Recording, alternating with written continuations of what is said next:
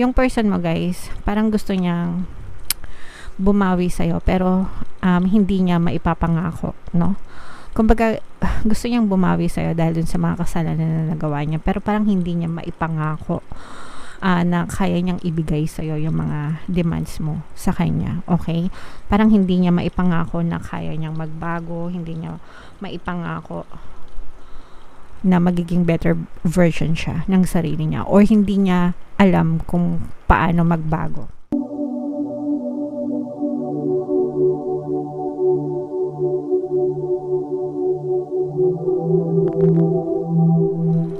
Hello guys, hello Cancer, welcome back to Pinoy Pixie Tarot. Ang pamagat ng ating episode for tonight is ano ang nararamdaman niya sa'yo. So ito yung ating feelings reading mga kapixie, para makita nyo kung ano yung nararamdaman sa inyo ng partner o specific person. General reading lang, pwedeng mag-resonate, pwedeng hindi, combination ng positive and negative energy, pwedeng ma-pick up yung energy nyo, pwedeng ma-pick up yung energy ng person nyo. Roles can be reversed mga kapixie.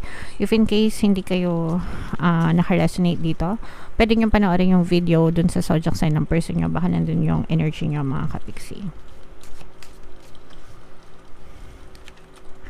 Alright, so ayan, so ito yung mga gustong sabihin sa'yo ng inyong person mga kapixie, o yung mga nasa isip niya na hindi niya masabi sa'yo, pwedeng ayaw niyang sabihin sa'yo, pwedeng nasa isip niya lang, or pwedeng gusto niyang sabihin sa'yo pero hindi niya masabi-sabi. This person mga kapixie, definitely there is a third party. I am seeing someone but I'm not ready for you to know about them yet. Okay? So, meron siyang third party. Pwedeng open yung relationship nyo. Let's say for example, open. Ibig sabihin may partner siya, partner ka niya, tapos meron siyang ibang partner, kaya may ganito. Pwedeng ibang lahi yung Muslim, ganyan. Kasi sa mga Muslim, legal sa kanila yun guys. So, hindi kayo pwedeng magreklamo kapag let's say for example, Muslim yung jowa nyo, tapos meron silang ibang partners, hindi kayo pwedeng magreklamo kasi bahagi yun ng kanilang kultura and legal yun sa kanila. Tapos, or kung hindi naman sila Muslim, baka mahilig lang talaga siya ng may multiple partners mga kapixie, pero pwedeng hindi nyo alam, ayaw niyang ipaalam, or pwedeng nalaman nyo na rin sa iba, hindi sa kanya direkta, pero hindi siya mapakali dahil doon, no? And I feel unbalanced and uneasy, hindi siya mapakali dahil dun sa kanyang ginawa or nagawa, and hindi niya alam kung paano aayusin. Sabi niya nagsisisi siya, I have many regrets that keep me from moving forward. Pero again, hindi niya alam kung paano ayusin. Pwedeng nagsisisi siya na nagkaroon siya ng third party mga kapixie, parang hindi niya alam kung paano mag-sorry sa'yo. Hindi niya alam kung paano niya i-explain sa'yo na nagkaroon siya ng third party. Hindi niya alam kung wala siyang mukhang may harap sa'yo, in short mga kapixie. And yes, maaaring nag-third party siya, pero nagsisisi din siya, pero hindi niya alam kung paano aayusin yung relationship nyo. Sometimes kasi kapag may mga ganun na nagkakaroon na ng lamat yung relationship mga kapixie, kahit na sabihin natin pinatawad na, natanggap, may mga episodes na maaalala pa rin yung past, no? And doon na nagkakaroon ng mga trust issues, ng mga duda palagi, ganyan. So, and kahit na sabihin natin nagsisisi siya, the damage has been done, so nasaktan na kayo, diba? So, yeah. Comment down below mga kapixie if naka-resonate kayo dyan sa message na yan, Cancer. Tingnan natin yung energy surrounding your situation naman mga kapixie. Okay? Comment down guys ha if naka-resonate kayo. Ito yung nagkakaroon ng evolvement, no? Yung inyong relationship. Yung iba sa inyo, ayan, no? Kailangan magkaroon ng healing. Releasing the past mga kapixie. For some of you, pwedeng kinakalimutan nyo na yung past nitong nangyari sa inyo with this person, para maayos yung relationship nyo.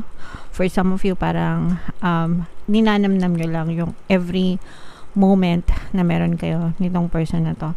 Yung iba sa inyo, parang I'm sensing na, let's say for example, hindi pa kayo talaga naghihiwalay ng person mo, pero may third party. You're just savoring the moment. Yeah. Kumbaga, ayaw niyo nang isipin na may third party siya, ayaw niyo nang isipin yung nangyari sa inyo nakaraan habang umuwi pa siya sa'yo, habang ikaw pa yung pinipili niya. You're very grateful for that moment, no? And parang mas nagfo-focus kayo doon kaysa doon sa third party. And yes, gusto nyo pang ma-repair yung inyong relationship. Syempre kapag ka nagkaroon ng lamat, di ba? Hindi naman yan basta-basta. Hindi yan ma-repair na parang brand new. You have to replace it, no? Di ba pag kunwari nasira yung lamesa sa bahay nyo, yes, pwede mo siyang i-repair. Pwede siya magmukhang brand new, pero hindi na siya brand new, di ba? So may lamat, merong trace na ng nasirang paa or nasirang ng lamesa nyo, di ba? So nandun yung trace. Unless palitan nyo talaga yung lamesa ng buong buo, ibig sabihin palitan nyo yung person, di ba? But in law of attraction, it's not the object na kailangan mong i-replace, kundi yung perception mo about the person para magmukha siyang bago, okay? Or para makita mo yung bagong version ng person mo. Anyway, ganyan yung nakikita nating energy right now sa inyong sitwasyon na parang yes, may third party. Okay, alam na natin yan. Pero you're just, sabi ko nga, savoring the moment hanggang merong pang kayo. Yan. Yung iba sa inyo parang yun yung pinanghahawakan nyo. Habang kami pa, ipaglalaban ko. Habang kami pa, magiging masaya ako, i-enjoyin ko lang. Okay? So, ganun. And, kung ano yung marirepair nyo or maayos nyo, you will do your best, mga kapigsi. And that's fine. Okay lang yun. Kasi meron talagang mga tao na ipaglalaban yung kanilang relationship. Pero kailangan, pag pinaglalaban nyo, dapat baguhin nyo din yung perception nyo about your person and your relationship para mabago din yung takbo ng relationship nyo. Alright? Okay. So, tingnan natin, Cancer, yung nararamdaman sa inyo ng person yung gamit itong deck na to. Habang sinashuffle ko to, guys, panoorin nyo muna tong video natin regarding sa ating paano mag-manifest ng abundance video course. Kapiksi, sawa ka na ba sa mga struggles at hirap sa buhay mo? Masipag ka ba at masikap sa buhay ngunit hindi ka pa rin umaasenso? Ilang beses ka na bang nag-attempt magnegosyo at mag-invest pero palagi ka pa rin nalulugi? Sa pagkakataon na ito ay maaaring may subconscious beliefs ka na nagiging balakid sa iyong pag-unlad at pagyaman. Introducing, paano mag-manifest ng abundance video course. Dito ay matututunan mong ma-overcome ang mga balakid mo para tuluyan ka ng umunlad, umasenso, sumagana, maging matagumpay, successful at maswerte sa iyong kabuhayan, pera, trabaho, negosyo, salapi at kaperahan ng bonggang-bongga. Dali, mag-send na ng email sa pinoypixitaro@gmail.com at simulan na ang iyong pagyaman ngayon. Alright, so gusto mo bang yumaman at umasenso, kapiksi? Kung gusto mong yumaman, umasenso at umundad ng bongga, mag-avail ka na ng course, guys, no? Kasi sobrang ganda talaga niyan, and kapag natutunan nyo yan, magbabago talaga yung takbo ng buhay nyo. Good news, guys, no? Kasi magbibigay ako ng 10% discount sa lahat na mag-avail ng course until October 31, mga kapiksi. So samantalahin nyo na habang may sale tayo. And meron din tayong email coaching, manifest your desires using the law of attraction. If meron kayong mga specific na gusto nyong i-manifest, pwedeng love and relationship, pwedeng money or career, mga kapiksi, pwede kayong magpabook ng email coaching session with me. Mag-send lang kayo, guys, ng email sa pinoypixitaro@gmail.com. So, ito yung energy ng feelings, guys. Tapos, ito yung energy ng Cancer. Kayo ay na-represent ng Queen of Cups sa ating spread. Meron din tayong presence dito, guys, ng Earth sign, Capricorn, Taurus, Virgo. For some of you, maaaring Earth sign yung person mo or maaaring may Earth element sila sa kanilang natal chart, mga kapiksi. Itong nakikita natin, parang your person is trying to recover, no? Kumbaga parang gusto niyang bumawi dun sa kanyang toxicity. Yung person mo, guys, parang gusto niyang bumawi sa'yo, pero hindi niya maipapangako, no? Kumbaga, gusto niyang bumawi sa'yo dahil dun sa mga kasalanan na nagawa niya, pero parang hindi niya maipangako na kaya niyang ibigay sa'yo yung mga demands mo sa kanya, okay? Parang hindi niya maipangako na kaya niyang magbago, hindi niya maipangako na magiging better version siya ng sarili niya, or hindi niya alam kung paano magbago.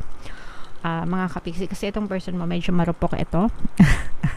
Comment down below, guys, if naka-resonate kayo. Medyo marupok siya. mabilis siyang ma-impluwensyahan ng ibang tao. And yung iba sa inyo parang lunod na kayo, mga kapiksi, sa mga problema na pinagdadaanan nyo sa relationship, at saka yung person mo parang lunod na rin yung paniniwala mo na ganun yung person mo. Okay? So, medyo malalim yung perception mo about this person na hindi siya mapagkakatiwalaan.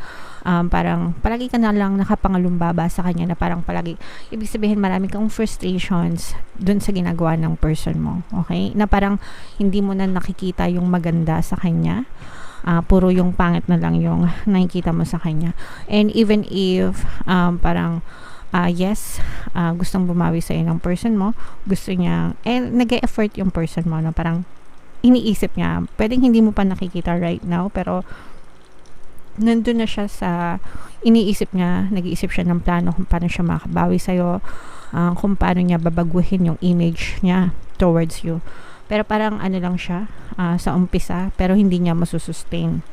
May ganong klase, ibig sabihin parang mag-e-effort siya sa simula, pero hindi niya alam sa sarili niya mismo kung kaya niyang panindigan yon. Panindigan, kasi madali na naman magbago, mga kapiksi, mga 1-2 araw, di ba? Pero yung masustain, yun yung doon siya medyo nahihirapan, mga kapiksi. For some of you, meron negative na nangyari sa inyong dalawa. Again, maaaring itong third party na to, na may attachment pa yung person mo. Pwedeng yung person nyo, I'm sensing na baka hiwalay na sila nitong third party na to. Meron tayong fire sign element, mga kapiksi, Aries, Leo, Sagittarius. Pwedeng may fire element yung iyong person, or may fire element ka sa iyong natal chart. Yung person mo parang masyado siyang attached dun sa third party. I'm sensing na yung iba sa kanila parang hiwalay na, pero hindi pa nakaka-move on yung person mo from the third party. And yun din yung reason kung bakit hindi siya makabawi sa'yo, because yung person mo, hindi niya pa nakalimutan completely yung kanyang third party or yung kanyang nakarelasyon, mga kapiksi. Alright? Pero persist lang, guys, especially if gusto nyo talagang ipaglaban yung relationship nyo. Just tell yourself na may SP wants me and only me, diba? Yun lang, statement na yun. Sapul na agad yung third party, mawawala na agad yun. Sasabihin nyo lang, may SP wants me and only me. Ibig sabihin, ikaw lang, no? Ikaw lang yung gusto niya, at ikaw lang, wala nang iba. Kapag palagi mong sinasabi yun, all day, every day, parang mawawala talaga yung third party dun sa relationship, and watch the magic unfold, mga kapiksi. Alright? So, comment down below, mga kapiksi, if naka-resonate kayo dito sa mga message na to. Ito pala yung ating, if in case pala na naka-resonate kayo dito and talaga may third party dun sa relationship nyo, pwede nyo pakinggan yung pampawala ng third party, pampawala ng balakid, pampa-loyal, yan. At saka, ano pa ba yung isa? 4 yun nakalimutan ko na yung isa. Para ikaw ang piliin yan. So, yung 4 na subliminal na yun, pwede nyo siya i-combo mo, mga kapiksi. Super the best. Pampawala ng third party, and para ikaw talaga yung pipiliin ng person mo. Happy ending. Okay? So, yeah. Comment down below, Cancer, if naka-resonate kayo. By the way, ito yung ating 2024 kapalaran. Kung hindi nyo pa napapanood, panoorin nyo na. Super nice, super ganda. And ito naman yung ating success stories ng paano mag-manifest ng abundance video course. Thank you for liking, sharing, and subscribing, mga kapiksi, and see you again next time. I love you all, guys. Have a nice day. Bye-bye.